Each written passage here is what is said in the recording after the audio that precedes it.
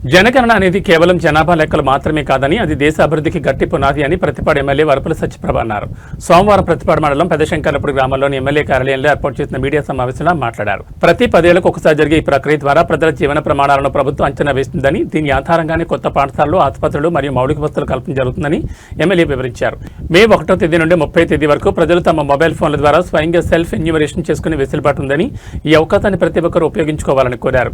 మే 1వ తేదీ నుండి ప్రభుత్వ సిబ్బంది మరియు ఎన్యూమరేటర్లు నేరుగా ఇంటింటికి వచ్చి వివరాలు సేకరిస్తారని, వారికి సరైన సమాచారం అందించి సహకరించాలని పిలుపునిచ్చారు. దేశ భవిష్యత్ కోసం సంక్షేమ పథకాలు సరైన అమలు కోసం ప్రతి ఒక్కరూ ఈ జనగణనలో భాగస్వాములు కావాలని ఎమ్మెల్యే వరపుల సత్యప్రభ విజ్ఞప్తి చేశారు. అందరికీ నమస్కారం.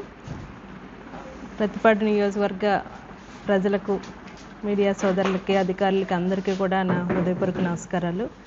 ఈరోజు మనం ఎంతో ముఖ్యమైన అంశం జనగణన అంటే సెన్సస్ ప్రక్రియ గురించి మాట్లాడడానికి మీ ముందుకు రావడం జరిగింది.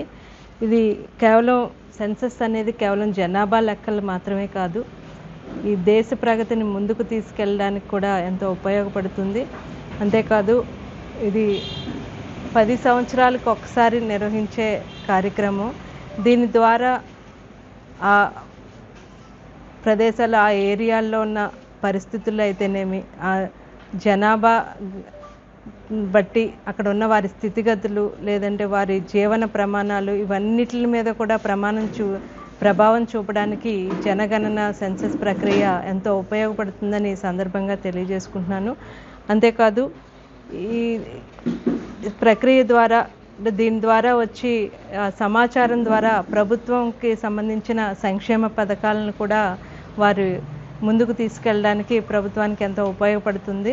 ఉదాహరణకి ఒక ఏరియాలో ఉన్న జనాభాని బట్టి, అయితే అక్కడ ఆ ఏరియాలో పాఠశాలలు అయితేనే, హాస్పిటల్స్ అయితేనే, ఇంకా అనేక అభివృద్ధి కార్యక్రమాలు కూడా వాటికి అక్కడ ఉన్న పరిస్థితిని బట్టి ఏర్పాటు చేయడానికి కూడా ఎంతో ఉపయోగపడుతుందని ఈ సందర్భంగా తెలియజేసుకుంటున్నాను. ఇది జరిగేందుకు అంటే ఇప్పుడు ఈ ఏప్రిల్ 30వ తారీఖు వరకు ఈ ప్రక్రియ సెల్ఫ్ ఎన్యూమరేషన్ అంటే సొంతంగా మన సెల్స్లో, అదే మన సెల్లోనే కూడా ఈ ప్రక్రియ చేసుకోవడానికి మే 30వ తారీఖు వరకు కూడా దీనికి అవకాశం ఉంది. ఇది అందరూ కూడా దీన్ని సద్వినియోగపరచుకోవాలని తెలియజేసుకుంటున్నాను. అంతేకాదు మే 1 నుంచి ఎన్యూమరేటర్స్ అంటే దీనికి సంబంధించి కొన్ని డిపార్ట్మెంట్స్ వారిని కూడా దీనికి వేయడం జరిగింది.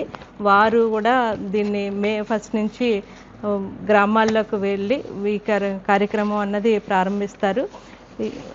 దీన్నన్నిటిని కూడా అందరూ వినియోగించుకుని, అందరూ కూడా అంటే మన బాధ్యత ఇది. ప్రతి ఒక్క పౌరుడు ఈ జనగణనలో, వారి జనాభా లెక్కల్లో మనల్ని నమోదు చేసుకోవడం అన్నది మన అందరి బాధ్యత. ఇది అందరూ కూడా సక్రమంగా చేయాలని ఈ సందర్భంగా కోరుకుంటూ, ప్రత్యేకంగా గ్రామీణ ప్రాంతాల్లో ఉన్న ప్రజలకి మనం చెప్పదలసింది ఏంటంటే, గ్రామాల్లోకి ఈ జనాభా లెక్కల కోసం వచ్చినప్పుడు ఇదేదో సెన్సస్ అంటే భయం ఏదో అనుకుని భయం పడకుండా, ఎటువంటి సందేహం లేదు, ఎటువంటి భయాలు అపోహలు పెట్టుకోకుండా వారందరికీ కూడా ఈ జనాభా లెక్కల్లోకి వారిని చేర్చడానికి అక్కడున్న యువకులైతేనే, చదువుకున్న వాళ్ళైతేనే, వీళ్ళందరికీ వారికి ఒక అవగాహన కల్పించమని, అవగాహన కల్పించడం కూడా మన అందరి బాధ్యత. ప్రతి ఒక్కరూ కూడా ఈ ప్రక్రియలో పాల్గొనాలని సందర్భంగా తెలియజేసుకుంటున్నాను.